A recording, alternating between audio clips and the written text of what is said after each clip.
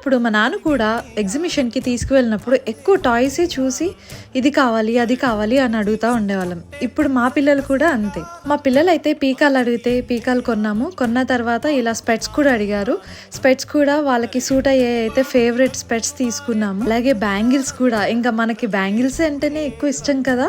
Bangles అయితే నిజంగా చాలా తక్కువ కాస్ట్ ఉన్నాయండి. ఓన్లీ 100 రూపీస్ మాత్రమే చెప్పారు. ఇంకా అలా ముందుకు నడుచుకుంటూ వెళ్తూ ఎగ్జిబిషన్ అయితే అక్కడ అన్ని జైంట్ వీల్ అన్ని పెట్టారు. అక్కడికి వెళ్లే ముందు మనకు పానీపూరి పడాలి కదా మన టమ్మీలో. ఈ లక్నో వచ్చిన తర్వాత ఎన్ని చోట్ల పానీపూరి టేస్ట్ చేశానంటే అన్ని చోట్ల డిఫరెంట్ గా ఉంది, కానీ చాలా బాగుంది.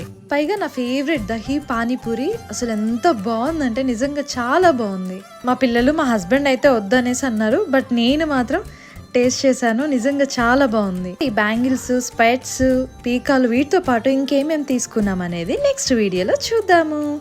Thank you.